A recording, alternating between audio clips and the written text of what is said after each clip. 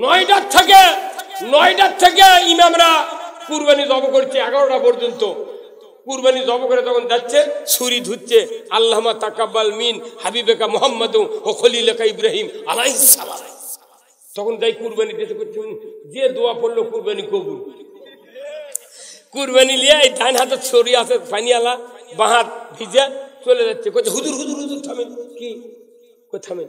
বেটা করে টাকা লিয়ে তো বেটা 10 টাকার লোটিংকে লিয়েছে, গোল করছে, কিন্তু গোল করে এখন ডান হাতে ছুরি, বাঁ হাত ভিজে ধরে কি দেয় তোকে পকেটে গেছে, পকেটে দিতেছে 11টা পর্যন্ত ওই গোল গোল টাকা মেলা দিছে। এর মধ্যে ওই মাঝে মধ্যে খালি হাতের পেটি দেখে করে দেখিচ্ছে, বাপরে উঁচু হাতে রে কথা বল। পরে 11:30 বাড়ি যা খাটির বুল্লা তিল উৎকুর বেটা বেটি ডাকতে পায়, মেলা টাকা নিয়েছি যায়, ওই দোমরান টাকা গোসাবের লাগে দেখে 85 টাকা। আকবরের লাচ্চা 1 কেজি 240 টাকা 1 কেজি লাচ্চা। চিনি 1 কেজির দাম হলো কত? 140। আর ভিক্ষা করে খাওয়া ছাড়া কোনো লাভ হবে না। আর এই মরদ কুরবানি জব করে 7 জনে 1 গরু দেবো, 700 টাকা দিতে হবে। তুই গরু ভিন্ন মনে করে তোর বাড়ির ভাগ বাঁচে নিয়ে যা, ওটি যা জব কর্ম যা। বেনের মার দেওয়া লাগবি। যদি টাকা 100 না দিস, আমি ঈদের মাঠত বলি, যদি টাকা 100 না দিস আর বিদে আমার নামে দোয়া করে নিয়ত জব করবো, তোর টাকা আমার কুরবানি। আল্লাহ নিজে বলছেন, হে নবী আপনি বলে দিন তোমাদের নামাজ, তারপরে কুরবানি, তারপরে বাঁচা, তারপরে তোমার মরা, এই 4টা আল্লাহর জন্য হতে হবে। নামাজই হয়নি আল্লাহর জন্য, ওই কুরবানি নেওয়ার জন্য ওই পেপারও দিচ্ছে, তারপর ফেসবুকে ছাড়িছে 4 লাখ টাকার কুরবানি কিনলাম আলহামদুলিল্লাহ। আপনাদের এলাকার যত মসজিদের ইমাম আছে কয়জন কুরবানি দেয়? আমার ইউনিয়নে 74টা মসজিদ আছে, মাত্র 14 জন ইমাম কুরবানি দেয়, আর বাদ বাকি কেউ কুরবানি দেওয়ার পারে না। ওই যাই মোতাল্লি মসজিদের তাই বিরাট গরু কিনে নিয়ে আসে, ইমামও খবর দেয়, হুজুর আমি একটা গরু কিনছি, দেখে লেসছি। একে যা দেখে গরু কি হুজুর, ওই বেনামাজি মোতাল্লিক করছে, হুজুর সেই রকম গরু। আর তুই হুজুর করছু কার কথা বল? যখন ও পাম্প দিচ্ছে হুজুর সেই রকম গরু মাংনাই দিচ্ছে, মানে এটা দিল কেমনি? তখন বলছে হুজুর কুরবানি বিকেলে আসবেন। বিকেলে গেছে, পকেটে পলিথিন ছিল 10 কেজি মিসকিনের ভাগের গোস্ত দিচ্ছে, দিয়ে করছে হুজুর দোয়া করবেন। তুই কার গোস্ত কাক দিয়ে দোয়া চাচ্ছ? তোর ভাগের দিচ্ছ? ওই মিসকিনের ভাগের 10 কেজি গোস্ত ইমামুক দিয়ে করছে দোয়া করবেন। কথা বল। যেখানে কোটি লোক ইমামের পাশে নামাজ পড়ে, সেই কোটি মসজিদের ইমাম আজকে মিসকিনের ভাগের গোস্ত খাচ্ছে কুরবানির দিনে। এত দড়ি কোন ঠিক? ওগুলো কিসের লাইলানি সুরে কোন আপনি কথা কি? 318 টাকার প্রিন্স সাইকেল যখন ছিল বগুড়া গোয়াল রোডে, ওই যে গোয়াল রোডে পার্ক কোটি সাইকেলের দোকান নাই, 318 টাকার প্রিন্স সাইকেল। তখন আমি বিয়ে পড়াচ্ছি 50 টাকা দিয়ে। এখন তোর 2 লাখ টাকার পালসার অ্যাপাচি, তোর 2.5 লাখ R15, 5 লাখ টাকার হুন্ডা। যে বর 318 টাকার সাইকেল পাচ্ছিল, ওই মানের বর এখন পাচ্ছে R15। তোর ডিমান্ড বাড়লো, আর আমার কোন সাহসে তুই বিয়ে পড়ার 500 টাকা দিচ্ছ? 1200 মার, 1200 মার। যদি তা না দিস এমন দোয়া করবো তোর বউ ভাত খাবে না। যা চলে যা।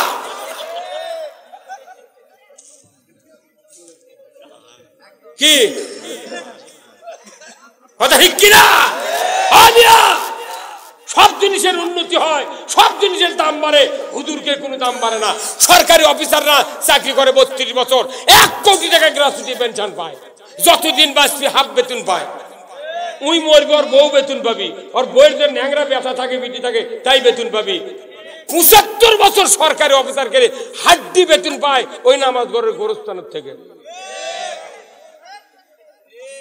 75 বছর বেতন পায় হারুয়া, আর বউ তুলে নিয়ে খায় আর মুস্তাবায়। আর সরকারি অফিসারকে বয়স বাড়ে, বেতন বাড়ে, আর মসজিদের ইমামের বয়স বাড়ে বেতন কমে। কয় হুজুর আপনার দাঁত পড়ে গেছে, কথা বোঝা যায় না, আর যান আসেন না। এ হুজুর হাসেন কে, কথা ঠিক কিনা? আপনার কারণে বেতন হচ্ছে না, সেই দোয়া করবেন। আপনার মসজিদের মোতাল্লির বেটা চাকরি করছে, বিসিএস পরীক্ষা দিচ্ছে, কত ভাইবা দিচ্ছে, পিএইচডি করছে, কত বেতন পাচ্ছে। আমি 200টা বিয়ে পড়াচ্ছি এই জীবনে, একটা খালি ভাত খাইনি। তা পায়ের 6 লোক, আমি তো আর পড়ানোর সময় জানি না ভাই। মেয়ে আছে বাপের ঘরের মাঝে, আমি বিয়ে পড়াচ্ছি, পায়ের হচ্ছে 6 লোক। এই 6 লোক থেকে বড়ার ভাত দেয়নি। তার 200টা বিয়ে পড়াচ্ছি। আমি যার বিয়ে পড়াচ্ছি, আমার এই যত বিয়ে পড়ে তার মধ্যে একজনের বেটা 1.5 লাখ টাকা বেতন পায়। আমি যার বিয়ে পড়ানো তারই শোল পাচ্ছি 1.5 লাখ টাকা বেতন, আর আমি বিয়ে পড়াচ্ছি, আমি বেতন পাচ্ছি 6,000। কচুর সাথে গলা দিতে মরা ভালো রে পাগল। আমাকে দেশের ইমামরা আমরা টাকার পাগল নই। কচুরকে টাকা লেগে গে, হুজুর আপনাকে টাকার বরকত আছে। তো একটা মোতাল্লির বেটা বিসিএস পরীক্ষা দিচ্ছে, দিয়ে রিটেনে চান্স পাচ্ছে, আবার ভাইবা দিবের কাছে শুক্রবার দিন ইমামক কথা, হুজুর আমার বেটা আনা ভাইবা দিবের কাছে দোয়া করবেন, আমি আনা মিষ্টি আনছি, আপনি দোয়া করবেন যাতে আমার বেটার চাকরিটা হয়। মিলেট টিলেট করে দোয়া করেছি, আল্লাহ দয়া করে মোতাল্লির বেটার চাকরিটা করে দিবেন আল্লাহ। খুব কান্দে কেঁদে, ধনী মানুষের দোয়া তো মিশে লাখটা নাই, 3-4 বার টানিছে, খুশি হয়ে গেছে। যে কান্দা কান্দলো দোয়া কবুল হয়ে গেছে। আর ইমাম আবার সাথে দেখা করছে, আল্লাহ চাকরিটা তুমি দিও, কিন্তু বেতন আমার লাগান করে দিও। আর মোতাল্লি খেপা, হ্যাঁ কত টাকা খরচ করে চাকরি পড়াচ্ছি তুমি জানো, তোমার লাগান বেতন হবি। তখন ইমাম করছে, কে হুজুর আপনি না কন হুজুরকে টাকার বরকত বেশি, সেখানে বরকত আমার ঘর থাকবে, আপনার উঠে না দেয়।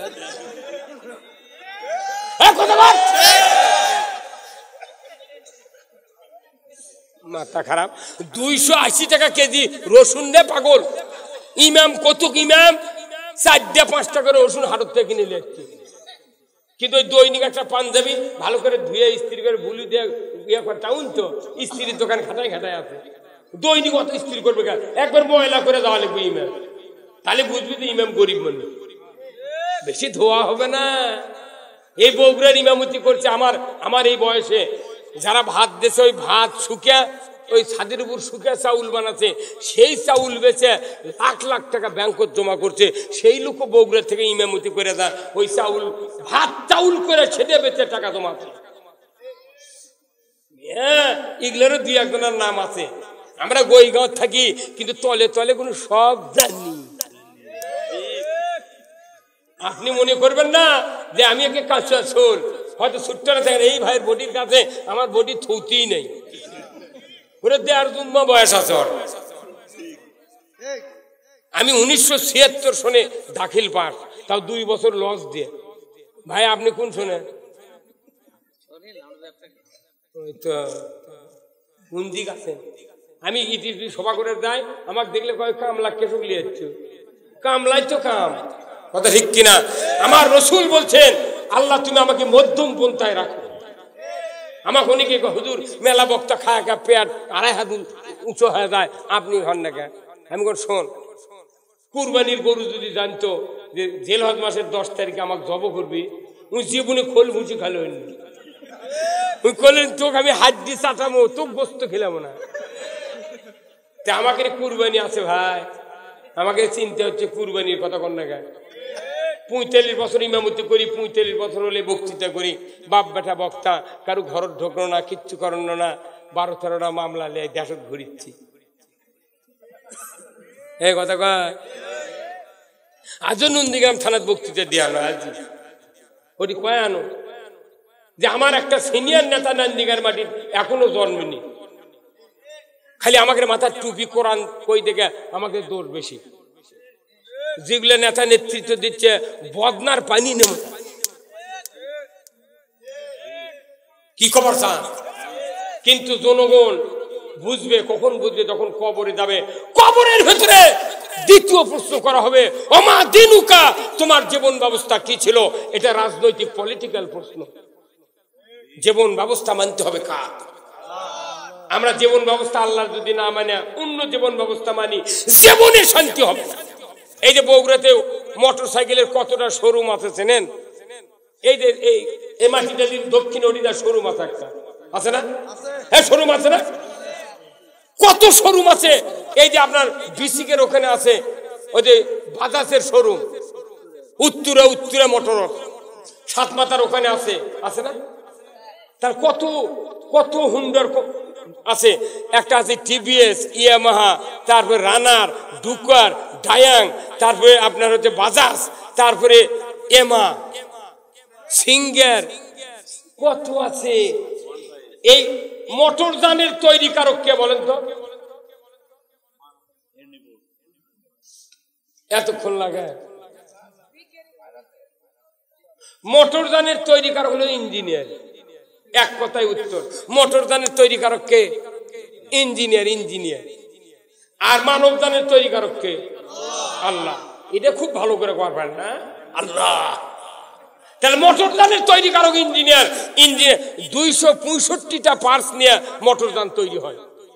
এখানে চেন কভার থেকে, ক্রাঙ্গর থেকে শুরু করে হ্যান্ডেল, কিকার, টায়ার, লিভার, যত যা আছে দরকার সব আপনার পার্টস দেখে নাম লেখা আছে ক্যাটালগের মধ্যে। কিন্তু ট্যাঙ্কি ছাপিয়ে দিয়ে ওটি লিখে দিয়েছে অকটেন অবলিক পেট্রোল। তার মানে এই যানবাহন চলবে অকটেন কিংবা পেট্রোল দিয়ে। এখন আপনি 2 লাখ টাকার পালসার কিনা যদি মনে করেন যে না আমার টাকা ফুরে গেছে, অকটেনও পাতলা, কেরোসিনও পাতলা, 10 লিটার কেরোসিন তুললেন, 2 জারকি ভরে সাইডের টাঙ্গেলিয়া একটা খরচা মানুষ তুললেন। এই মাটিডালির এই বাজার থেকে একটা মানুষ করলে, বাবা তো 500 টাকা দেবো, আমার এই হুন্ডাটা তুই স্টার্ট কর, আমি এনা গোসল করে আসি, যাবো বিটির বাড়ি। সারাদিন কিক করলে স্টার্ট হবে কে? উডাও পাতলা, এটাও পাতলা। কেন স্টার্ট? ধোঁয়া দেখা যাবে। কেন স্টার্ট হলো না? কোন দেখি তো কেন ব্রেন কেন স্টার্ট হলো না? না, এটা উত্তর নয়। এর উত্তরে এক কথা হওয়া লাগবে যে সৃষ্টিকর্তার আইন মানিনি। ওই হুন্ডার যিনি সৃষ্টিকর্তা তার আইন হলো অকটেন অবলিক পেট্রোল। সৃষ্টিকর্তার আইন না মানার কারণে স্টার্ট তো দূরের কথা, ধোঁয়া ছাড়েনি। কতক্ষণ? তাহলে ওটা মোটর যান, আমরা মানবদান। আল্লাহ মানবদান তৈরি করে বলছেন যে এই মানবদান চলবে কোরআন অবলিক নয়, কোরআন আর হাদিস দিয়ে। মোটর দান চলবে অকটেন অবলিক পেট্রোল দিয়ে, মানবদান চলবে কোরআন হাদিস দিয়ে। আপনি কোরআন হাদিস বাদ দিয়ে যদি অন্য কিছু দিয়ে চালাবেন চান, ওই হুন্ডার লাগানো হবে, ধোঁয়াও বাড়াবে না। কতক্ষণ? এই কোরআন দিয়া পৃথিবী চালানোর হুকুম কে দিয়েছেন? কে দিয়েছেন? আমার ভাইয়েরা, মোটর যান চালাতে চালাতে এখানে যতগুলা লোক আছে জীবনে 4 লিটার পেট্রোল কিনেছেন 27 টাকা দিয়া, এমন একটা লোক হাত তুলে আমাকে দেখান। 4 লিটার পেট্রোল 27 টাকা দিয়ে কিনেছেন, একটা লোক হাত তোলেন তো দেখি। আছে কেউ? আচ্ছা, কিনেছেন আপনি? এই মরদ কিনেছে 4 লিটার 27 টাকা দিয়ে কিনে আমি হুন্ডা চালাচ্ছি 1983 সনে। এখন যদি হুন্ডা কিনেছে 1000 টাকা লিটার যদি পেট্রোল চলে, তাও পেট্রোল কিনতে হবে। হ্যাঁ, কত? কারণ কি? কারণ কি? সৃষ্টিকর্তাই বলেছে, হুন্ডার সৃষ্টিকর্তা বলছে অকটেন অবলিক পেট্রোল, দাম যতই বাড়ুক আমাকে কিনিতে হইবে। কতক্ষণ? 4 লিটার পেট্রোল কিনেছি 27 টাকা দিয়ে, আর এখন সেই মানুষই 1 লিটার অকটেন কিনেছি 135 টাকা দিয়ে, তাও করছে দাম কমই আছে। কথা বলছে। তাহলে আল্লাহর আইন ছাড়া যেরকম মানুষ বাঁচবে না, তৈরিকারকের আইন ছাড়া হুন্ডা চলবে না। আল্লাহর আইন চলবে। এখানে সূর্য মতো আলো আইন কায়েম হবে। সূর্য যেরকম গরিবের, ধনী মানুষের, হিন্দু, মুসলিম, বৌদ্ধ, খ্রিস্টান, কাফের, ইমাম, ব্যবসায়ী, প্রত্যেকটা রন্ধে রন্ধে সূর্যের কিরণ যায়। আমার আল্লাহ বলছেন আমার আইন যদি তুমি চালু করো, পুরো পৃথিবীর আনাচে কানাচে আমার কোরআনের শান্তি কায়েম হয়ে যাবে। ধরে মন ঠিক কিনা? এই খুতবার ভেতরে আজকেই পড়েছেন আপনারা ইমাম সাহেবরা, খয়রুল কুরুনি কারনি। কি পড়ছেন? খয়রুল কুরুনি কারনি রসুল জবানে বলছেন আমার যুগ সারা যুগ, যদি কোন আল্লাহু আকবার, আমার যুগ সারা যুগ। কেমন করে রসুল বললেন? একজন সাহাবী 5 পাসের ডিগ্রি ছিল না, দাখিল পাস ছিল না, দাওরা পাস ছিল না, পিএইচডি ছিল না, ডক্টরেট প্রফেসর, আল্লামা, মুফতি, কোন ভাইস প্রিন্সিপাল, অধ্যক্ষ ছিল না, কোন সাহাবীর কোন ডিগ্রি ছিল না। নন ডিগ্রি মানুষগুলিকে আল্লাহ রসুল কোরআন শোনায়া শোনায়া এত জ্ঞানী করলেন। এই মানুষগুলি সমাজে থাকলো অশিক্ষিত লোকেরা। রসুল নিজে বললেন মসজিদে নববীর মিম্বরে দাঁড়িয়ে, খয়রুল কুরুনি কারণে, আমার যুগই হলো সারা যুগ। রসুলের যুগ কি যুগ? আপনি এই কথা আরবি দিয়ে করছেন, কিন্তু মুসল্লি কবেন তো ভাই আমাদের যুগ কি সারা যুগ? মোট মুসল্লি কবি দেন না, আরবি দিয়ে পড়ছে খয়রুল কুরুনি কারণে। এটা ইমামরা যদি মুসল্লি জিজ্ঞাসা করে বলেন তো আমাদের বাংলাদেশের এই যুগ কি সারা যুগ? সব মুসল্লি বলবি না। কেন সারা যুগ হলো না? আর রসুল মূর্খের সমাজে কি দিয়ে সারা যুগ তৈরি করলেন? কি দিয়া? জোরে কোন কি দিয়া? তাহলে কোরআন যদি ঘরের ভেতর থাকে এটা কি সারা যুগ হবে না? বুঝতে হবে কোরআন দিয়া কিভাবে রসুল সারা যুগ বানালেন। কারণ কি ওই মূর্খ মানুষগুলি যারা রসুলের মুখে কোরআন শুনে শুনে মুহাদ্দিস হলেন, মুফতি হলেন, বড় রকমের দ্বীনের দায়ী হলেন, এই লোকগুলির কোনো ডিগ্রি ছিল না। আমার রাসূল বলেছেন যখন কোরআন আসলো তামাম মূর্খ লোকেরা কোরআনের আন্ডারে ছিলেন। জোরে বলুন ঠিক কিনা? মূর্খ মানুষেরা কোরআনের আন্ডারে থাকার কারণে পুরা সমাজে শান্তি কায়েম হয়ে গেল। আর এখন আই পাস করে ঢাকাত রিক্সা চালায়, বিএ পাস করে চুক্তি কাম করে, ম্যাট্রিক পাস করে মানুষের দাঁড়ে দাঁড়ে দিন হাজুরা করে, পিএইচডি, ডক্টরেট, ভাইস প্রিন্সিপাল, আল্লামা, এত ডিগ্রির নাম আমার বলতে গা হাফসা যায়।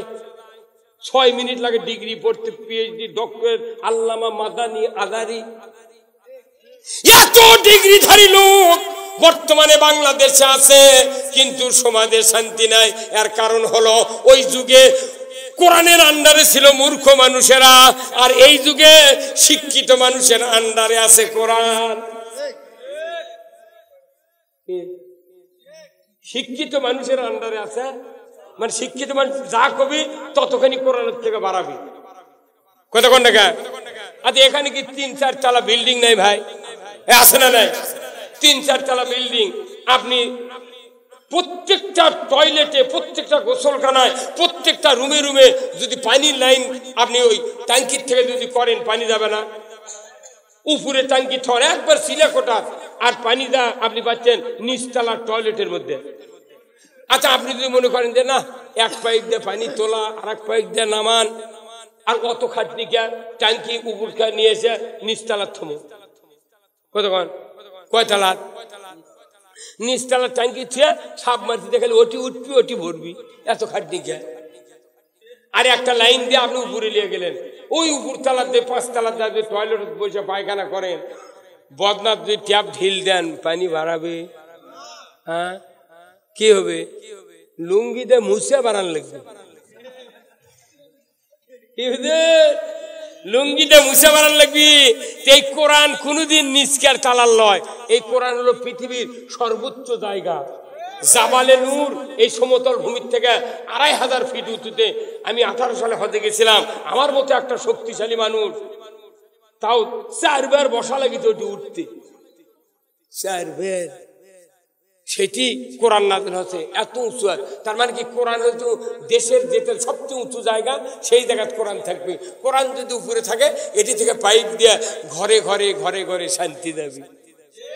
আর সেই কোরআন থেকে ঘরত। কোরআন বাংলাদেশে কত কপি আছে হিসাব নেন? 8,000 মাদ্রাসা। চিটাগাং নাই? ওর কি কমপক্ষে 72,000 কপি কোরআন আছে ওই মাদ্রাসা। লালবাগ, ঢাকা, ওটি কমপক্ষে 35,000 কপি কোরআন আছে। জামিল মাদ্রাসার কমপক্ষে 22,000 কপি কোরআন আছে।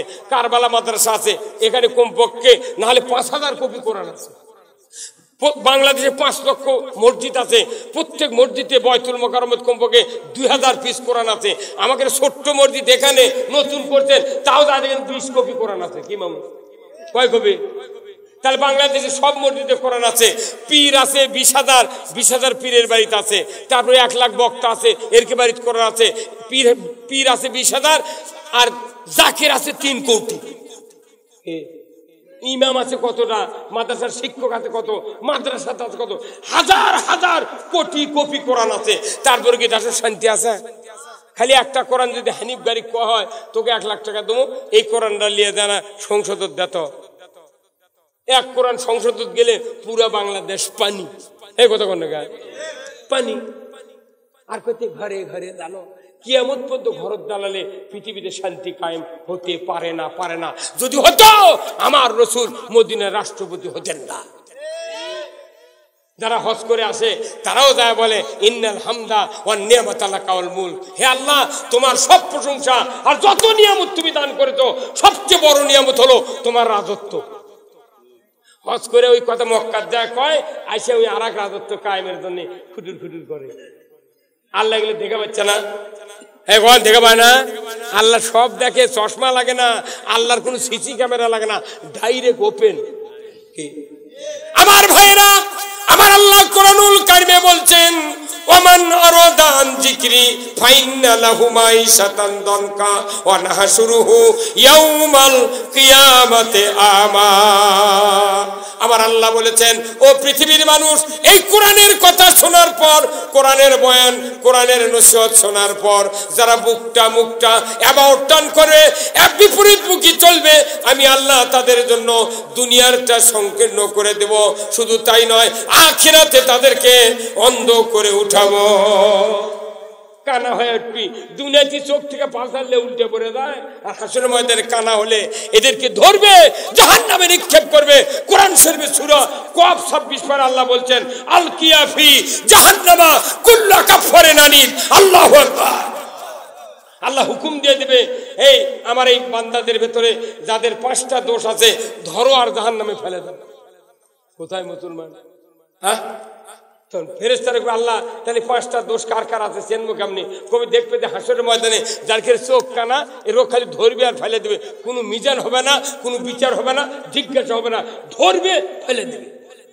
আল্লাহর কি তখন দয়া হবে? হ্যাঁ, অনুরোধ করছি কোরআন শোনার পর আমাকে আপনাকে আল্লাহর পক্ষ নিতে হবে। জোরে বল ঠিক কিনা? যে আল্লাহ আমাদেরকে সৃষ্টি করেছেন, ওই আল্লাহ আমাদেরকে নির্দেশ দিয়েছেন আন আকিমুদ্দিন ওয়ালা তাতাবাররাকু ফিহি। যারা তোমরা ঈমানদার, আল্লাযীনা আমানু ইউকাতিলুনা ফি সাবিলিল্লাহ ওয়াল্লাযীনা কাফারু ইউকাতিলুনা ফি সাবিলিত তাগুত। আমরা কারো বিরুদ্ধে বলি না, বরং কোরআন থেকে মুক্তি পাওয়ার জন্য যে পথ আল্লাহ রসুল দিয়েছেন সেই পথে আমরা চলতে বলি। কথা ঠিক কিনা ভাই? এখানে যত লোক আছেন হুজুর সামনে পেছনে যারা বসে আছেন, একটু জামার দিকে তাকান তো। আপনাকে জামা কার কার উল্টো আছে দেখেন তো। ভাই উল্টো আছে কারো? হ্যাঁ কি? আচ্ছা, আমার এই যে এই ভাই পাঞ্জাবি গাওয়াতে বসে, পাঞ্জাবি না জুব্বা? পাঞ্জাবি। এই ভাই যদি পাঞ্জাবিটা উল্টো করে গাওয়াত এখানে দাঁড়ায়, তোরে থাকার কথা ছিল সাইডের, ওই পকেট কোথায় যাবি? বাইরে যাবি। আপনারা 12 আনা লোক করবেন, এই লোকটার বোধহয় বউ বাঁচে নেই। যদি বউ থাকতো তাহলে শুধরে দিত। কথা ঠিক কিনা? হ্যাঁ, কিংবা উনি কি চিন্তা করবি তাহলে এই লোকটার মাথা খারাপ। ওটা তো উল্টো হয়, আপনারা মন্তব্য করছেন। আমার যদি এই কোটির 4 নাম্বার বোতাম যদি 3 নাম্বার ঘাটত লাগায়, তা আপনার কবেন কি পাগল কোনটা নিয়ে? খালি একটা বোতাম খালি ঘাট চেঞ্জ হচ্ছে, এটি লাগাচ্ছে, তখন কই পাগললে। তাহলে আপনি কতখানি সিধা বোঝেন? কথা ঠিক কিনা? সূরা ফাতিহার ভিতরে কয়টা আয়াত? 7টা আয়াত। একটা আয়াত হলো ইহদিনাস সিরাতাল মুস্তাকিম। আল্লাহ তুমি আমাদেরকে সরল সঠিক পথে পরিচালিত করো। সরল সঠিক সিধা, সরল সঠিক সিধা। 1 নাম্বার জ্ঞানী লোক যারা তারা সরল বোঝে, 2 নাম্বার জ্ঞানী লোক যারা তারা সঠিক বোঝে। কথা ঠিক কিনা? তারপরে একে নর্মাল শিক্ষিত যারা 5 পাস লেখাপড়া করেনি তারা কোন সিধা বসে পেয়েছে। কোথায় পায়জামাটা সিধা করে দে, ভোগ করছে, এই নইমের বাপ তুই পায়জামা সিধা করে দে, তার তাড়াতাড়ি ফিনতে চলে যাবো। সিধা বোঝে না সবাই? আল্লাহর পথ হলো সিধে, কথা ঠিক কিনা? সরল সঠিক সিধে আল্লাহর পথ কি? সিধে। আর মানুষ যে পথ তৈরি করছে এটা কি? উল্টো। ব্যাখ্যা করা যাবে না, উল্টো। কথা কন। এই লোকটার পাঞ্জাবি উল্টো আছে। আপনারা সবাই যদি বলেন ভাই আপনার সব ভালো রে, পাঞ্জাবিটা না খুলে সিধে করে গাওয়ার দেন রে, তো আমাকে চোখও দিয়ে বাজিচ্ছে। বক্তার দেখবে না, খালি পাঞ্জাবি দেখবি, কি ডাকাতি বুঝা থেকে কতক্ষণ থেকে, মানে উল্টার পুরে এত ঝোঁক। আমি যদি হুন্ডেলের দিনের বেলা সকালে বাড়িতে বাড়াই, খালি যদি হেডলাইট দিয়ে বাড়ায়, 500 জন মানুষ আমাকে কবি হুজুর হেডলাইট, হুজুর হেডলাইট। কিন্তু আমার গাড়ি আলো জ্বলিচ্ছে, তোর কি ক্ষতি? কতক্ষণ। তার মানে যখন যে জিনিস দরকার নেই তুমি কেন জ্বালাবে? কতক্ষণ। তার আল্লাহর পথ হলো সিধা, আর মানুষ যত পথ তৈরি করছে এগুলো হচ্ছে উল্টো। কতক্ষণ। তাহলে এই লোকটার পাঞ্জাবি সিধা করবার কছেন, এনার বিবেক আছে, ভালো বলেছে, আপনাদের ধন্যবাদ। আমাকে দিয়ে এত বড় একটা ভুল ধরে দিলেন, আলহামদুলিল্লাহ। তাহলে পাঞ্জাবি সিধা করার বুদ্ধি দিলে আলহামদুলিল্লাহ বললো, ধন্যবাদ দিল। আর যারা উল্টা পথে চলিচ্ছে তারপর যদি আমরা সংশোধন করতে চাই, তখন আগলে জেলত চলতে হবে। এই এত সিধা করা শিখিতে কেমনি? কথা কনে রে, টুপি বার করবি, টুপি বার করবি, বাটাম ফাটিয়া ফেলে দিবি। ওই পাঞ্জাবি সিধা করে গাওয়ার দেয়, কিন্তু সে উল্টা পথে চলে। কতক্ষণ। আমাদের দেশের অনেক লোক আমরা ভুলে ধরার মধ্যে আছি। আমি এই নদাপাড়া কোনদিন আসিনি, আমি ওই 4 মাথার ব্রিজ পার হয়ে আসে মাটি ডালে এই বিমানের কাছে গাড়িলে দাঁড়িয়ে বলতেছি, আচ্ছা কোন দিক সে নদাপাড়া? তখন দেখি যে একটা জুব্বালা টুপিওয়ালা লোক ওটি দাঁড়িয়ে আছে, প্লেনের উত্তরে মূরতি দাঁড়িয়ে আছে। তখন আমি বলেছি ভাই নদাপাড়া কোনটা? তখন উনি বলছেন এইদিকে টাউনের মধ্যে সোজা দক্ষিণ দিকে চলে যান। আচ্ছা আমি যদি কিয়ামত পর্যন্ত দক্ষিণ দিকে পাবনা পাড়া দেয়, এই নদাপাড়া পাবো? আমি তো জানি না যে অক ভুলে ধরে ওটি আছে। ওই হয় যে লোক জিজ্ঞাসা করেছি এই ভুলে ধরে কোনো ধকমক হচ্ছে যে কোন দিক যায় নদাপাড়া। এখন এর ভুলে ধরা দিক হিসাবে নদাপাড়া দক্ষিণ দিক। উনি আমার দেখে যেতে এই দিক, আমি যা চেয়েছি কিয়ামত পর্যন্ত নদাপাড়া পাবো ভাই। আমাদের দেশের কিছু ধর্মীয় যারা গুণাগুণ বিশিষ্ট লোক আছে আমাকেও ভুলে ধরে আছি আমরা। আমাকেও আবার আছে দোয়া নিয়ে হুজুর দোয়া করবেন, আল্লাহ যেন আমাকে হেদায়েত করে। তোর ঠিক আছে মাথা? আর ও কি ভুলে ধরে আসে রে পাগল? উনি আবার তোর জন্য কিসে হেদায়েতের দোয়া করবে?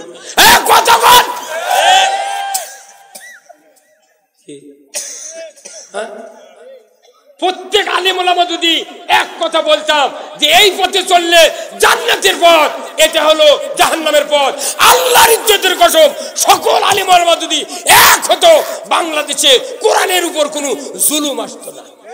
হ্যাঁ কথা বল। আমরা ওই অন্য নেতা গাইলে কি করবো? দোষ আমাকে রে। এরা আসল কথা জানে, করছে না। মানে ওই অন্য কোন নেতার দোষ নাই, কোনো দোষ নাই। কথা কোন টাকা? এই যে ওবায়দুল কাদের বাঁচা না থাকলে জীবনে এই নদাপাড়া ইনকে রাস্তা পালে হনে। আর এই রাস্তা না করলে এই এনা খালি নিচ্ছানা টুমটুমে এনা সাত দিয়ে হচ্ছে সামান্য 10 ফিট আর 12 ফিট ওঠা, তাই পাশে 56 লাখ। 56 লাখ 50 বছর হলে এই রাস্তা ধারে জায়গা কিনে রে, তুই একটা ঘর করে থো। গরিব মানুষ পাশে 56 লাখ, ওই কোথায় আর কি করলো রে? খালি একটা টিন দিয়ে করে তুলে তাও 20 লাখ। কি সুযোগ দেখছেন? না এই যে রাস্তা বগুড়া রেলগেট থেকে শুরু করে গোবিন্দগঞ্জ পর্যন্ত যে ফ্লাইওভার গুলো করেছে ওবায়দুল, 30 বছর আগে যাই মরিছে।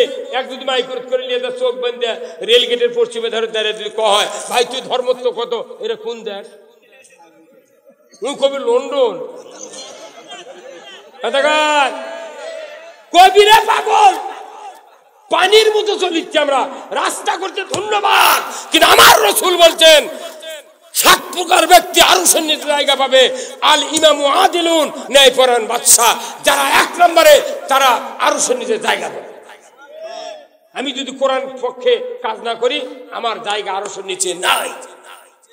কথা কোন জায়গায়? কোথায় মুসলমান? যত উন্নয়ন হোক আমাকে উন্নয়ন করতে হবে কোরআনের। সব জিনিসের উন্নতি আছে, সব জিনিসের দাম বাড়িছে, কথা কোন জায়গায়? এই দেশে ছোট্ট না গাভী ছিল, হাইব্রিড জাতের প্রজনন এনে কিটকিটা গাভীর মধ্যে ঢুকে দিয়ে 20 কেজির বকন বার করছে, কথা কন? এইটি হলো ডাক্তাররা করেনি ভাই। আমার মেরিন ইঞ্জিনিয়ার হয়ে ওই জাহাজ যুদ্ধ করছে, আর আমরা বড় বড় মেডিসিন ডাক্তার, এই যে আপনার মইনুল হাসান সাদিক, তার ফিরোজ আহমেদ কোরাইশি আমি দেখাচ্ছি, আমার অসুখ ছিল 89 সনে 25 টাকা ভিজিট নিয়ে ওনাকে দেখাচ্ছি। সেই ফিরোজ আহমেদ কোরাইশি ঢাকা থেকে রুগী দেখিচ্ছে 15 দিন না 1-1.5 মাস আগে, বলে সিরিয়াল দেওয়া লাগে, 2500 টাকা ভিজিট, আমাকে দেখলো 25, কত কোনে রে? ওই ডাক্তারের রুগী আমি ফিরোজ আহমেদ কোরাইশির নাম শোনেন না? ওনার রুগী আমি ছিলাম 25 টাকা ভিজিট, তাই এখন 2500। ওর ভিজিট বাড়বি ঠিক, আর আমি বক্তৃতা করেন টাকা তাইলে কয় হুজুর এত টাকা কি করবেন, তুই কি দেমলে কথা মনে করে? ওনারা হলেন বডির ডাক্তার, আমরা হলাম ইমানের ডাক্তার, এই কথা কোন টাকা? বিকাল 4টা থেকে 8টা পর্যন্ত রাতে 30,000 টাকা রুগী দেখিচ্ছে এই ইবনে সিনা, তারপর আপনার পপুলার দেখিচ্ছে না। আমরা কোনো প্রতিবাদ দিচ্ছি? তাহলে ওনারা বডির ডাক্তার, আমরা হলাম ইমানের ডাক্তার। ওনারা যত টাকা কামাই করছে বেতন পাচ্ছে জিএ মেডিকেলে, আর আমাকে বেতন নেই, কিচ্ছু নেই, এনা সভা করে টাকা পায়, তো কয় এত টাকা লাগে, এত টাকা দেবো না ভালো।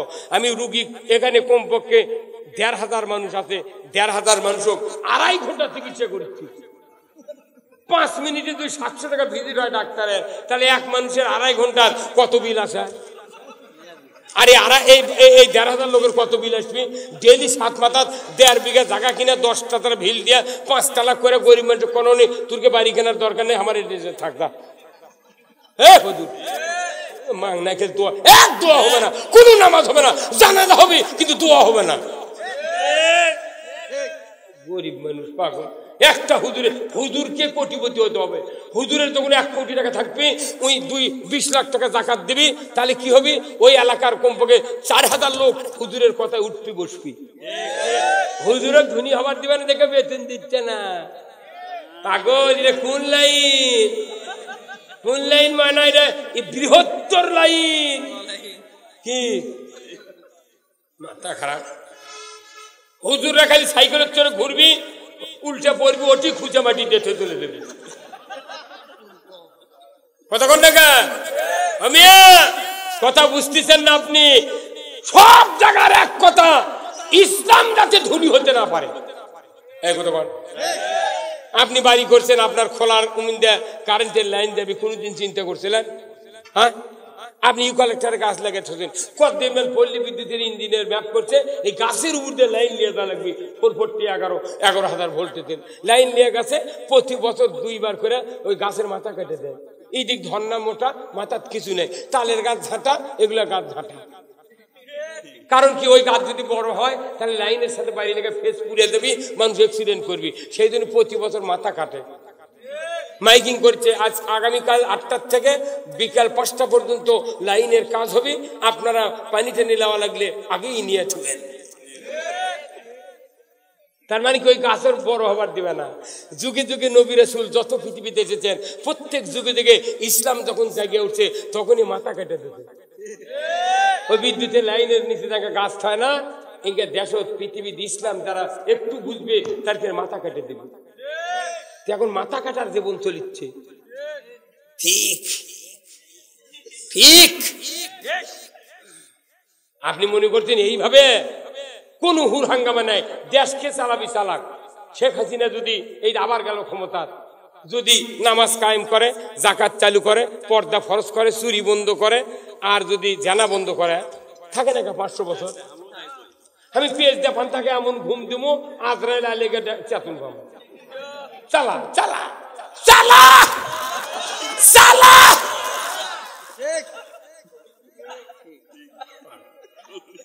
চালা কে মানা করছে? আমার কোন টেনশনই নেই, বিচার করবি আল্লাহ। আমি গাইলে মানে মন খাবাচ্ছি, তুই থাক।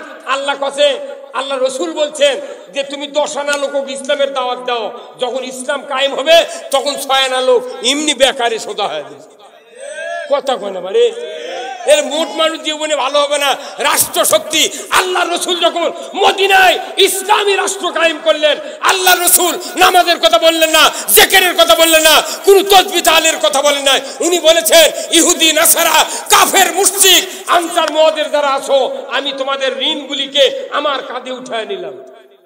খালি ঋণ দেওয়ার জন্য নবী ঘোষণা দিয়েছে। ইহুদি নাসারা এসে কথা, হুজুর হাতে হাত দিয়ে কালমা পড়ে দেন, তো আমি এটাই চাচ্ছি। এই নামাজ রোজার দাওয়াত দেয়া ওই কল্লে আলা মুলার খাওয়া বাজেনি। ওই যে রাকিবুল হাসান রাকিব ভাই, এনাক দেওয়া লাগবি দাওয়াত, ওই মতিন ভাইয়ের দাওয়াত দেওয়া লাগবি, ওই শিফারক দাওয়াত দেওয়া লাগবি। কথা ঠিক কিনা? আপনি যাই রাজা বাজারের মশলা আলাগ করছেন, সবাই জুম্মাচ্ছ। আপনার দুটা থানা মিলে একটা সিট না, দুটা থানা মিলে সিট না। এই দুটা থানার কমপক্ষে 400-500 মসজিদ আছে। দুটা থানা না 200-400 হবে। সে 400 মসজিদের ইমাম মুয়াজ্জিন লাগে এই দুই থানার মধ্যে একটা লোক উমরের মতো বানান দেবে না। তার মানে উগলার কাছে কেউ যাচ্ছে না, খালি মানুষ খালি সোয়াবের বস্তা নিয়ে দা জুম্মার ঢালে দিয়ে মোটা মানুষ সোয়াব দিয়ে ডুবে দিয়ে ওই দিক জানি মায় কেউ যাচ্ছে না। হ্যাঁ কথা বল। সলঙ্গা, রায়গঞ্জ, তারাস মিলে এক এমপি, খালি এই 3 থানা মিলে একজনা কি ভালো বানান দেবে না? সেটা আমরা তো মানুষ ভালো বানানোর নেতৃস্থানীয় লোকদেরকে ভালো বানানোর টার্গেট দিচ্ছি না, কারণ কোরআন না পড়ার কারণে কাক দাওয়াত দিতে হবে আমরা এখনো বুঝতে পারতেছি না। আল্লাহ কোরআনে মুসা আলাইহিস সালাম বলেছেন ইজহাব ইলা ফিরাউনা ইন্নাহু তাগা। আল্লাহু আকবার। হে মুসা, তোমার শুআয়ব আলাইহিস সালামের ঘরের ভেতরে মুরগির রান খাওয়ার জন্য পাঠানো হয় না, তুমি উঠো ফিরাউনের কাছে যাও, তুমি দাওয়াত দাও লা ইলাহা ইল্লাল্লাহু মুসা কালিমুল্লাহ। আল্লাহ কথা তুমি নেতৃস্থানীয় লোকক দাওয়াত দাও। আমরা যা গরিব মানুষের তেল মাখাচ্ছি, 1200 গরিবক দাওয়াত দিয়ে লাভ নাই। একটা চেয়ারম্যান একটা এমপি বানিয়ে ছেড়ে দেন, ইউনিয়ন উপজেলা দখল। এই কথা কি কল্যাণার কাম বাইছে, ভ্যানালার কাম বাইছে, পাগলের উলে বুদ্ধি খেয়ে দিচ্ছে। বড় বড় লোক যখন ঠিক করবেন ওগুলো এমনি সুযোগ পায় সুদ হারাম হবি। ওরা কবি জানা এটাই তো ইসলাম রে, এটা তো ইসলাম। চুরি আমার ভ্যান ওটি থুয়ে চলে গেছি, 7 দিন পরে ভ্যান ওটি আছে, এটা তো ইসলাম রে। আমার কন্যা এই 2 লক্ষ কলেজে গেছে, অমুকখান দিকে গেছে, আবার সশরীরে ইজ্জতে ফিরে যাচ্ছে, এটাই তো ইসলাম। আমার ভাইয়েরা, আজ থেকে 1500 বছর আগে নবীর 13 বছর পূর্তি প্রায় এমন অবস্থায় রাসূল একদিন গিয়া কাবার ছায়ার ভেতরে কম্বল বগলের নিচে দিয়া ঠেস দিয়ে একটু আরাম ফরমাচ্ছেন। এমন সময় হযরত খাব্বাব রাদিয়াল্লাহু তাআলা আনহু রাসূলের সামনে হাজির হয়ে বললেন ইয়া রাসূলুল্লাহ, ইয়া হাবিবাল্লাহ, হুজুর আপনি কি আল্লাহর দরবারে দোয়া করবেন না? মাতা নাসরুল্লাহ, আল্লাহর সাহায্য কি আমাদের জন্য আসবে না? আপনি একটু দোয়া করেন ইয়া রাসূলুল্লাহ। মার খেয়ে জেল জুলুমে আমাদের জীবন কয়লা হয়ে গেল, আপনি একটু দোয়া করেন ইয়া রাসূলুল্লাহ। রাসূল সোজা হয়ে বললেন, উনি বললেন হে খাব্বাব, এত তাড়াহুড়া করছো কেন? তুমি জানো না আমাদের পূর্বে যারা দিনের দায়ী ছিলেন তাদের কাউকে লোহার চেরুনি দিয়ে হাড্ডি থেকে গোশত খুলে দেওয়া হয়েছে, উত্তপ্ত তেলের ভেতরে দেওয়া হয়েছে, করাত দিয়ে দ্বিখণ্ডিত করে দেওয়া হয়েছে, আগুনের কুণ্ডুতে ফেলে দেওয়া হয়েছে। তারপরে অত্যাচারের পরেও দিনের রাস্তার থেকে 1 চুল পরিমাণ সরাতে পারে না। রে খাব্বাব, সেদিন বেশি দূরে নয় যেদিন সানা থেকে হাজরামউত পর্যন্ত একজন ষোড়শী যুবতী মহিলা সোনার অলংকার পরিহিত অবস্থায় যৌবনের লাবণ্যতা নিয়ে দীর্ঘ পথ রাত্রিতে একা একা যাওয়া আসা করবে। লা ইয়াখাফু ইল্লাল্লাহ, আল্লাহর ভয় ছাড়া কারো ভয় থাকবে না। সেদিন বেশি দূরে নয়, জোরে কোন মারহাবা। আল্লাহর নবী যখন এই কথা বললেন, হযরত খাব্বাব মুস্কি হেসে দিয়ে আলহামদুলিল্লাহ পাঠ করলেন। আল্লাহ জানতে পারলেন আমার হাবিব এমন সময় এমন কথা বলেছেন, হে জিবরাইল তাড়াতাড়ি করে চলে যাও। আমার হাবিব যে সাহাবীর কথা শুনেছে অত্যাচার নির্যাতন থেকে বাঁচার জন্য তারা দোয়া করতে বলেছে, আমি শুনতে পেয়েছি। এইমাত্র তুমি বনি ইসরাইলের একটা আয়াত নিয়ে রাসূলের কাছে পৌঁছায় দাও। আল্লাহ বললেন এই দোয়াটা, এই আয়াতটা আমার কাছে তেলাওয়াত করতে রাসূল রসুলকে বলো। আল্লাহর নবীর কাছে জিবরাইল এসে বললেন, ওয়াকুর রাব্বি আদখিলনি মুদখালা সিদকিন ওয়াখরাজনি মুখরাজা সিদকিন ওয়াজআলনি মিন লাদুনকা সুলতানান নাসীরা। আমার আল্লাহ বললেন, যাও তুমি এটা পৌঁছায় দাও, আমার কাছে দোয়া করতে বলো, আল্লাহ তুমি আমাকে সত্যবাদীদের দলভুক্ত করুন, সত্যবাদীদের কিনে একত্রিত হয়ে আল্লাহ আমাকে একটা ইসলামী রাষ্ট্র দান করুন, না অন্য একটা রাষ্ট্র দিয়ে আমাকে সাহায্য করুন। এতটুকু কথা বলার সাথে সাথেই রসুলের কথা আল্লাহ শুনতে পেয়ে বললেন, জিবরাইল আমার হাবিবকে ঘোষণা দিয়ে দাও, অল্প দিনের ভিতরে মক্কা থেকে হিজরত করে মদিনায় যেতে হবে, কারণ এই নির্যাতন নিষ্পেষণ বাঁচার একমাত্র উপায় মদিনায় গিয়া। রসুল যখন ইসলামী রাষ্ট্র গঠন করবে, নবী যখন প্রেসিডেন্ট হবে, তখন ইমানদারের উপরে কোনো নির্যাতন হতে পারবে না। কথা ঠিক কিনা? আসুন আমার ভাইরা, আমি আপনাদেরকে এতটুকু কথা বললাম, আল্লাহর রসুলের আদর্শ ছাড়া পৃথিবীর জমিন থেকে বিদায় হলে কবরে হাসরে মিজানে মুক্তি পাওয়া যাবে না। ধরে বলুন ঠিক কিনা? মুসলিম আমি, সৈনিক আমি, আমি চির রণবীর, আল্লাহকে ছাড়া কাউকে মানি না, নারাই তাকবীর। মুসলিম আমি, সৈনিক আমি, আমি চির রণবীর, আল্লাহকে ছাড়া কাউকে মানি না, নারাই তাকবীর।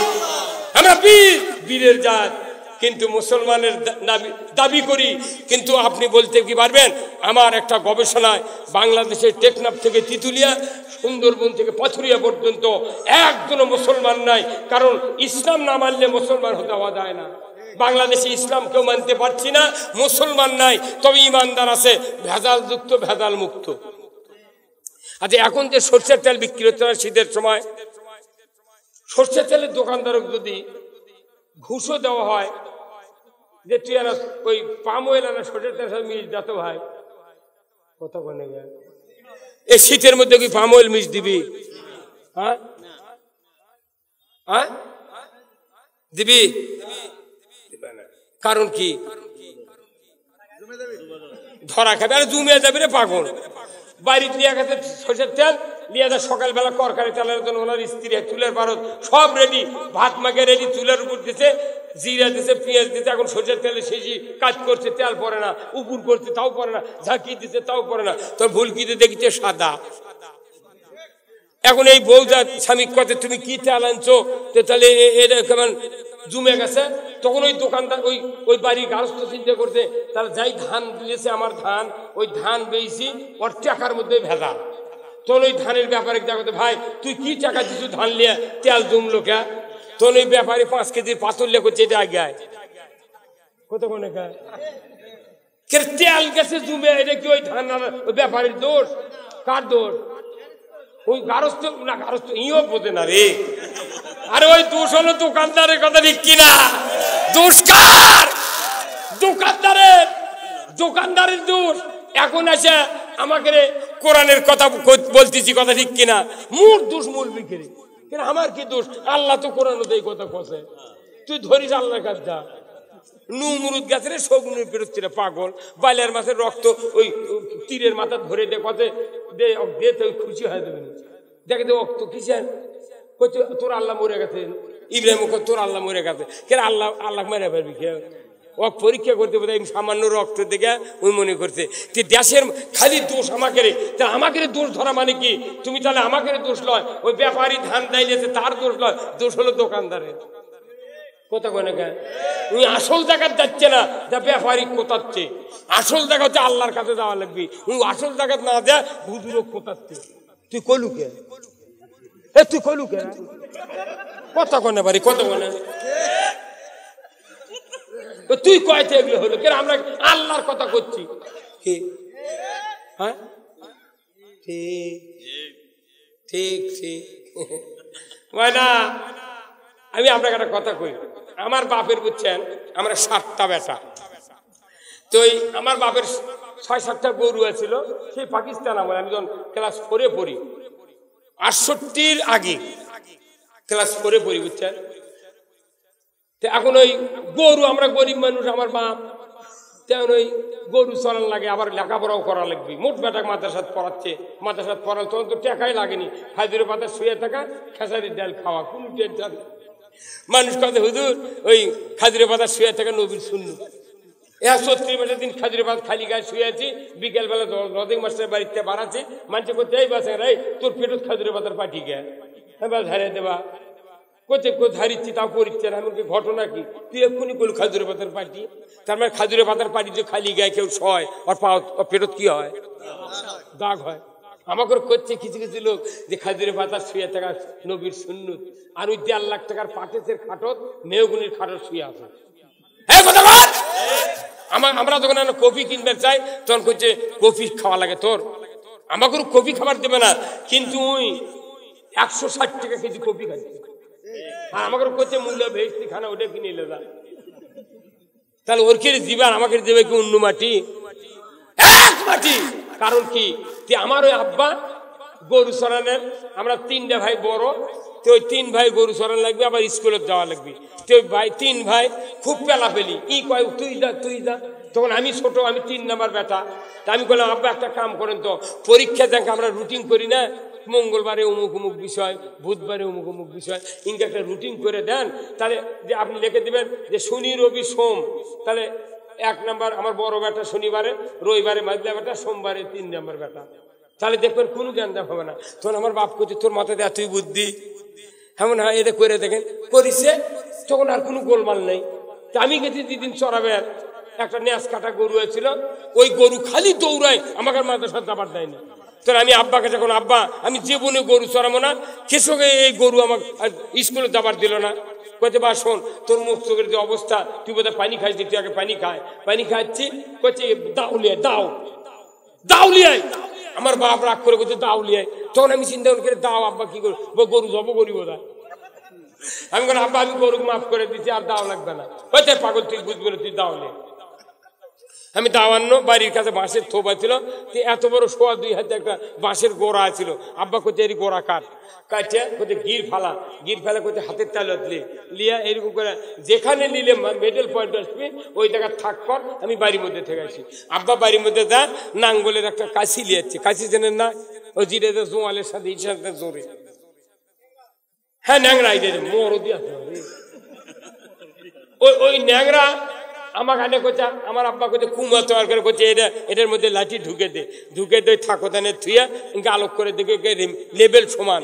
তখন করছে বাবা আগামীকাল তুই আনো গরু লিয়ে যাবো, এই লাঠি লিয়ে যাবো, একটা বিছনা আর বালুস, কে এই লাঠি আর দড়িত কি আছে, করছে তুই লিয়ে যা, পরে আমার কথা মনে হবে।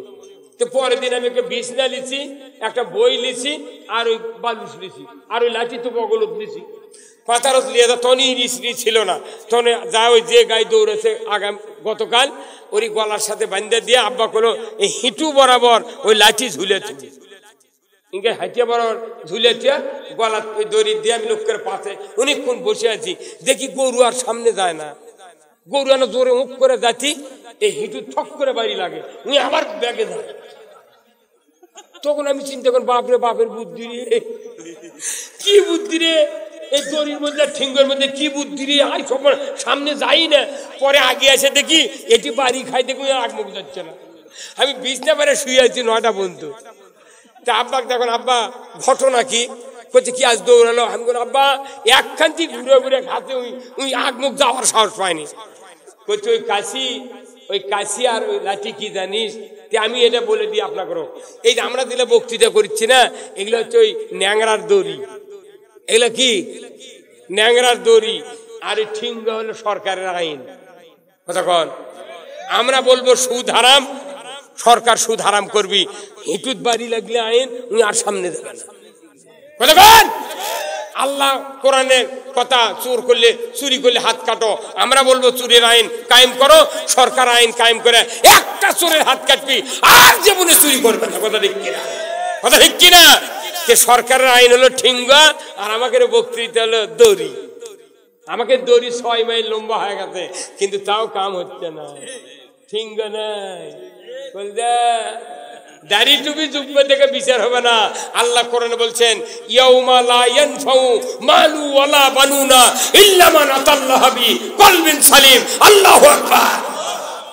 আল্লাহ বলছেন আমি তোমাদের বংশমর্যাদা, তোমাদের দাম্ভিকতা, তোমাদের দাপট, তোমাদের মালের অহংকার, বংশমর্যাদা দিয়ে আমি বিচার করব না। আমি বিচার করব তোমাদের অন্তর দেখে কে আল্লাহর হুকুম মেনে আমার কাছে ফিরে এসেছে, কথা ঠিক কিনা? এই জন্য আমরা কি আল্লাহর হুকুম মানতে রাজি আছি ভাই? কারা কারা দুহাত তুলে দেখা লিল্লাহে তাকবীর, নারে তাকবীর। আমার ভাইরা আমরা আসুন, আমরা এই গভীর রাত আমরা আজকে অনেক কথা শুনলাম। কথার রেজাল্ট হলো যে আল্লাহর আইন মানতে হবে, কথা ঠিক কিনা? এই আল্লাহর আইন মানার এবং জানার জায়গা হলো মসজিদ। এই মসজিদ থেকে আল্লাহ রসুল আইন জারি করেছেন। আসুন আমরা এই মসজিদের ব্যাপারে আল্লাহ রসুলের অনেক কথা শুনেছি। আল্লাহ রসুল বলছেন ইজা মাতাল ইনসানু ইনকাতা আনহু আমালু ইল্লা মিন সালাসাতিন ইল্লা মিন সাদাকাতিন জারিয়াতিন আও ইলমুহু ইয়ানতু বিহিন নাস আও ওয়ালাদুন সালিয়াদু লাহু। আমার রাসূল বলছেন মানুষ মরে যাবে, সমস্ত আমল বন্ধ হয়ে যাবে, তিনটা আমল জারি থাকবে। 1 নম্বর সদকায়ে জারিয়া, 2 নম্বর ইলম, 3 নম্বর নেক সন্তান। আসুন আমার ভাইরা, রাসূল বলছেন মান বানা মসজিদান বানাল্লাহু লাহু বাইতান ফিল জান্নাহ। মসজিদ তৈরি করার জন্য অর্থ দেবে, টাকা দেবে, তাদেরকে আল্লাহ জান্নাতের ভেতর বালাখানা দিয়ে দেবে। আসুন আল্লাহর বান্দি এবং বান্দারা যারা আছেন আল্লাহর ঘরের জন্য কে আছেন 10,000, 5,000, 2,000 টাকা দেবেন আল্লাহর ঘরের জন্য। আমি আপনাদের কাছে আহ্বান জানালাম, আসুন কিয়ামতের দিন জান্নাতে যাবেন, আল্লাহ জান্নাতের ভেতর বালাখানা দিয়ে দিবেন। এই দুনিয়ার ক্ষণস্থায়ী বাড়ির জন্য কোটি কোটি টাকা আমরা খরচ করতেছি, আল্লাহর ঘরের জন্য একটু আসুন, আল্লাহর কোরআনের মাহফিলে একটু টাকা দেন। আমি আপনাদের জন্য দোয়া করব, আল্লাহ তাআলা যেন জানমালে বরকত দেয়া যায়। জোরে কোন আমিন। কর্তৃপক্ষ যারা আছেন ভাই একটু রুমাল নিয়ে ভেতরে ঢোকেন, আর যারা একটু দিবেন আমি আপনাদের জন্য দোয়া করব, আল্লাহ তাআলা যেন জানমালে বরকত দেয়া দেয়। জোরে কোন আমিন। খুব তাড়াতাড়ি ভাই আসুন।